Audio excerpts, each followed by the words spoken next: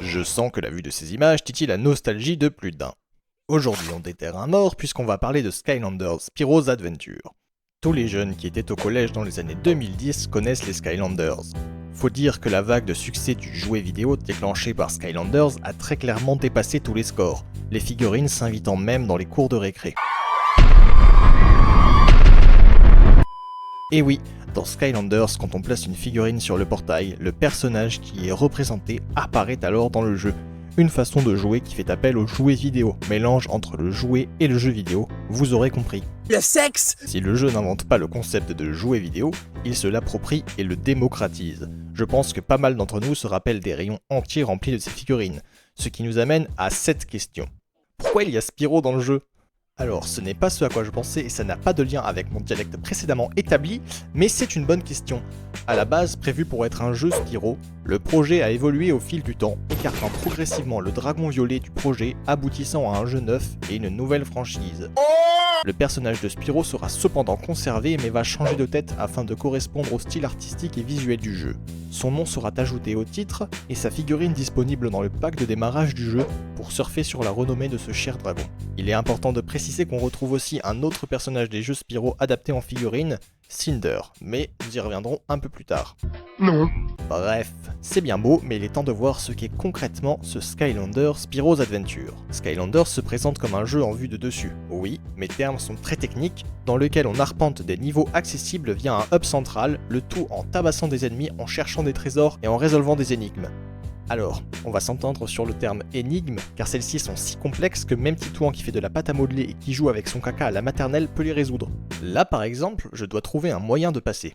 Je ne sais pas, peut-être en poussant ce bloc tortue. Oui, bloc tortue, dans le sens indiqué par la flèche et au passage le seul sens de pousser possible, en suivant un marquage très subtil sur le sol. Je suis un génie. C'est bien simple, je suis un génie. Bien, ça parle, mais finalement, ça raconte quoi Skylanders Spyro's Adventure ? Le jeu prend place dans les Skylands, des îles flottantes. Non, pas celle-là. Gros porc. Ce gros porc. Je disais donc des Skylands protégés par les Skylanders, eux-mêmes dirigés par Eon. Alors toute cette petite troupe-là, ils ont pour mission de protéger le cœur de lumière, une machine qui empêche le mal de s'emparer des Skylands.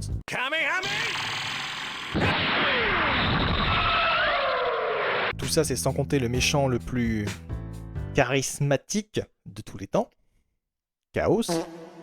Alors, même s'il a l'air aussi dangereux que quelqu'un dans le coma et qui fait la taille d'un schtroumpf, eh bien il va quand même réussir à détruire ce cœur de lumière, lui permettant ainsi d'étendre son pouvoir sur les Skylands et au passage, en réduisant le corps physique d'Eon en miettes, le réduisant à un simple esprit vagabond et en envoyant les Skylanders très très loin des Skylands, sur Terre. C'est là que le jeu prend tout son sens, puisque le joueur va devenir un personnage à part entière de l'histoire. En effet, le joueur incarne un maître du portail, c'est-à-dire une personne capable de renvoyer les Skylanders dans les Skylands, via le fameux portail. Nos Skylanders, avec l'aide d'Eon, Flynn, Cali et Hugo, ils vont avoir pour mission de recréer le cœur de lumière pour faire dégager des Skylands Chaos et son sous-fifre Glumshanks. Et là je me rends compte que je suis beaucoup trop sérieux.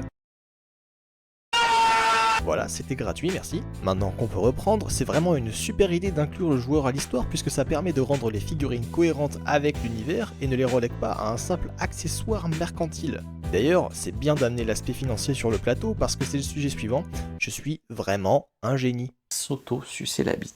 Pour un total très respectable de 32 personnages jouables, si l'on inclut les 3 vendus avec le jeu, on se retrouve avec encore tout de même 29 figurines à 10€, pardon, 9,99€ chacune, ce qui revient à exactement 289,71€. Et bien sûr, le public ciblé, c'est les gosses, comme ça ils vont bien faire chier papa-maman pour avoir les nouvelles figurines et impressionner leurs copains à la cour de récré.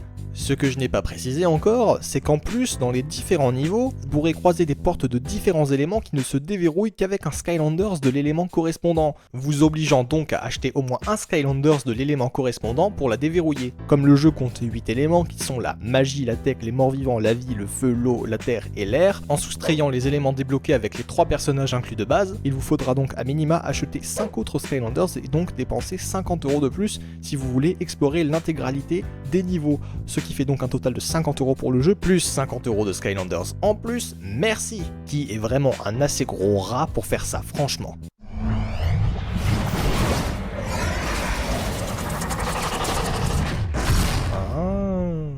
bah en fait, tout est normal. En jeu, c'est très plaisant d'arpenter les différents niveaux et de découvrir les différents Skylanders. Ils sont tous bien différents, même s'il y a un peu trop de persos à forme de dragon, à mon avis.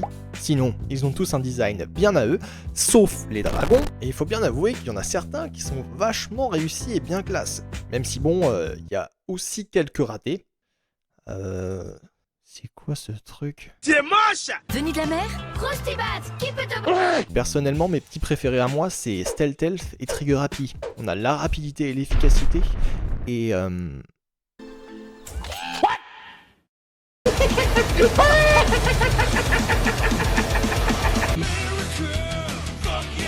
Et j'avoue, j'aime bien ce truc. Même s'il ressemble un peu à rien. En vrai, non, il ressemble à une couille, on est d'accord. Couille. Chaque Skylander possède des attaques et des compétences qui lui sont propres, même s'il y a quelques ressemblances entre plusieurs épéistes et certains qui tapent au poing, et aussi avec ceux qui ont la capacité vol, avec les ailes. Flap flap. Chaque Skylander débute avec 2 compétences assignées à 2 boutons différents, ainsi qu'un arbre de compétences qui permettra de débloquer une 3e compétence assignée à un 3e bouton, des boosts de dégâts, des effets secondaires, des combos et parfois de nouvelles compétences en combinant des boutons. J'espère que vous avez suivi. Les améliorations s'effectueront aux ruines qui servent de hub central auprès de Perséphone. En échange de quelques pièces récupérables dans les niveaux, elle pourra vous permettre d'acheter des améliorations et pour réduire les coûts de ces améliorations, vous pourrez trouver également des saphirs ailés qui sont dispersés dans ces mêmes ruines. Passé un certain nombre d'améliorations, vous pourrez alors choisir entre 2 voies d'amélioration qui boostent chacune une attaque différente. Et vous aurez également un dernier pouvoir, le plus cher de tous, que vous ne pourrez acheter qu'en trouvant la gemme d'âme du Skylanders correspondant. Et les gemmes d'âme, c'est ces trucs-là qu'on trouve dans les différents niveaux. Et elle souligne d'ailleurs un aspect marketing bien maîtrisé, puisqu'en plus de pouvoir déverrouiller la dernière attaque du Skylanders, elle permet aussi de lui faire un petit coup de pub, puisque quand on trouve la gemme d'âme, on visionne une mini vidéo présentative du Skylanders en question, de quoi donner envie de l'acheter. Et croyez-moi que Tito en 10 ans, quand il voit la vidéo, il veut l'acheter le Skylanders, surtout si c'est Chop Chop, le personnage le plus populaire de la série. Si l'on finit avec le système de compétences, ce qu'on remarque vite, c'est que malgré qu'il soit assez complet, il manque cruellement d'inspiration. Les nouvelles compétences ne sont généralement que de simples boosts de dégâts. En plus de son système de compétences, un système d'expérience est mis en place. En tuant des ennemis, vous gagnez de l'XP, ce qui permet de gagner des niveaux, un système très classique mais efficace. Et les Skylanders, quand ils passent de niveau, ça me fait toujours rire, ils sont vraiment très vénères, ils se prennent pour Sangoku dans Dragon Ball. Si côté Skylanders c'est plutôt varié et original, à part les dragons, du côté des niveaux ça l'est un peu moins. Le jeu compte 22 niveaux principaux et même si certains sont vraiment très sympas, comme le champ de bataille et l'usine Archaean, on n'échappe pas à une certaine convenance comme les classiques niveaux de la plaine, de la forêt, du volcan, des égouts et des catacombes, en plus d'une certaine redondance avec par exemple l'environnement, champ de bataille et catacombes qui se retrouvent respectivement dans 2 et 3 niveaux différents. Cette redondance et ce manque d'inspiration se retrouvent aussi dans les combats de boss. Il n'y a que 3 vrais boss, dont le boss final, et si l'un des 2 autres est sympa bien que très faible, le 3e se règle en 20 secondes chrono.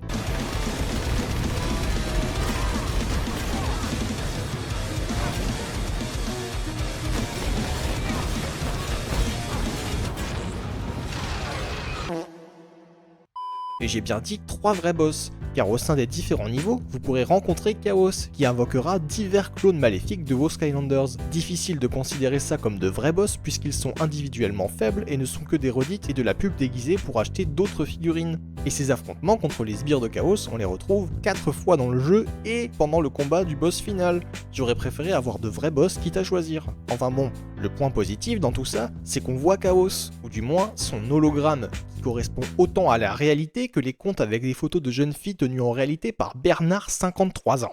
Mais là je m'égare. Voir Chaos nous confronter à plusieurs reprises dans l'aventure, ça nous permet d'avoir le sentiment de courir après lui pour contrecarrer ses plans. Et puis il faut dire que c'est quand même un personnage génial. Vraiment. Le grand méchant, c'est un petit chauve qui ne sait pas se battre et qui a une voix ridicule. C'est brillant. Même s'il n'est pas trop développé dans ce premier opus, c'est un personnage bien écrit, drôle et attachant. Il y a clairement une volonté de rendre l'univers du jeu et ses personnages comiques et attachants. Je suis Arbo, fils de Barbo, fils de Larbo, fils de pute. Enculé de ta race. Ça se trouve dans les dialogues, les cinématiques et même le nom de certains Skylanders. Genre celui-là, qui s'appelle Drill Sergeant. Drill Sergeant en anglais, ça veut dire le sergent instructeur. Vous savez, c'est le mec qui crie sur les nouvelles recrues à l'armée. Petit salopard. Hé, chef, non, chef. Espèce de paquet de merde, t'as une chier gueule de vermine, bien sûr que c'est toi. Bien, mais si on prend le mot drill à part, ça veut dire percer. Donc quand on combine Drill Sergeant avec drill, ça fait un sergent instructeur avec des perceuses. Et donc on obtient ce truc là, qui est un espèce de train militaire avec des perceuses. Alors oui, c'est pas hilarant, mais ça a le mérite d'exister et ça montre bien comment les développeurs ont conçu leur propre personnage. Patron, je viens d'avoir une idée pour le personnage qu'il nous manquait. Oui, dites-moi. Alors j'ai pensé à l'appeler Thunder God. Et donc en fait c'est un dieu, et il se bat avec un god électrique. Mais écoutez, vous êtes viré. Globalement, les personnages principaux du jeu sont tous très sympas à suivre, et l'ambiance comique du jeu, bien qu'encore assez timide, marche et colle vraiment à l'univers. J'aime bien aussi la Flynn là, le pilote qui nous emmène dans différents niveaux. C'est le Nigo lourd de service, il est vraiment très con. Dommage qu'il reste encore assez secondaire dans ce premier opus, un peu comme avec Chaos. Maintenant qu'on parle des personnages, il faut aussi qu'on parle d'Eon. Vous vous rappelez, non, d'Eon? Mais si, allez, j'en ai parlé au début là. C'est lui là, c'est l'esprit là, comme Obi-Wan dans Star Wars 5 et 6. En jeu, Eon fera office de la petite voix divine qui sert de tuto. Tu sais, c'est ce personnage qu'on voit pas physiquement à l'écran mais qui te parle quand même d'on ne sait où. Un peu comme Dormin dans Shadow of the Colossus, ou même Faye dans Skyward Sword. Et moi je l'aime bien Faye, ok? J'assume. Pas trop, mais un peu quand même. Bien, maintenant si on arrête de s'égarer comme un cinquantenaire à la Japan Expo et qu'on revient au sujet principal, c'est-à-dire Eon, et non pas Léon, promis je fais plus ce jeu de mots, promis. Donc, si on en revient à Léon et Eon, celui-ci nous donne des indications comme quel élément fait le plus de dégâts dans la zone où l'on est, ou rien d'autre d'intéressant en fait. Pour le soi-disant chef des Skylanders, il sert vraiment à rien Eon. Inutile. Tu ne sers à rien. Et vous savez ce qui est utile par contre? Casserole. C'est de cramer des moutons dans les ruines.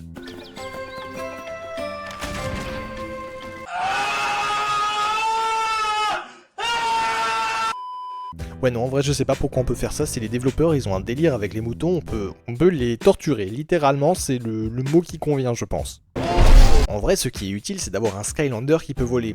Dans les différents niveaux vous aurez des interactions possibles uniquement avec un élément particulier.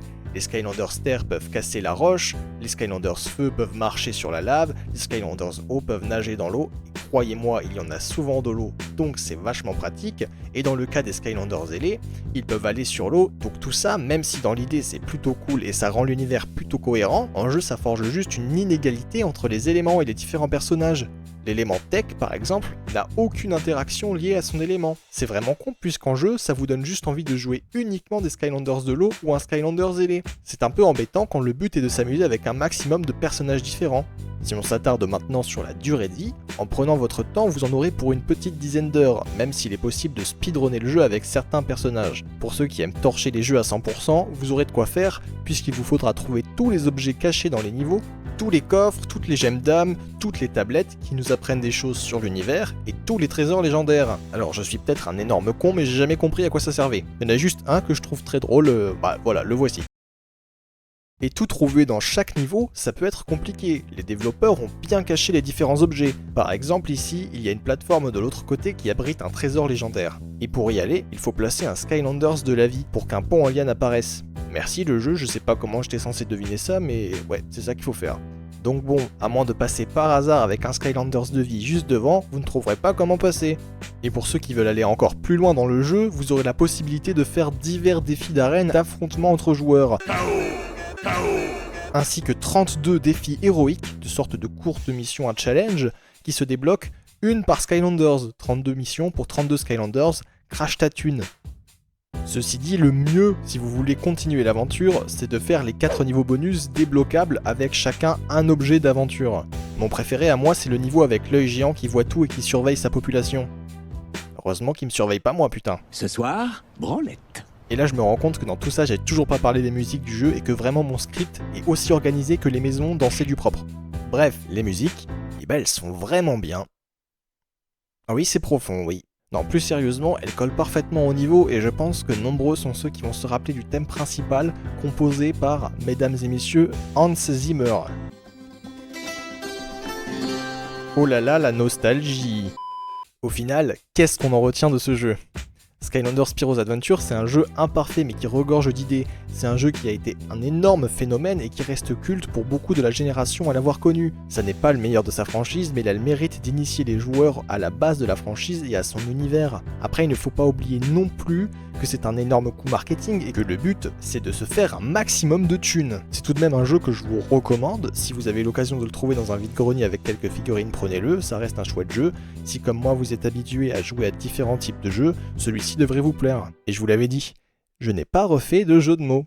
Et non pas de jeux vidéo de mots.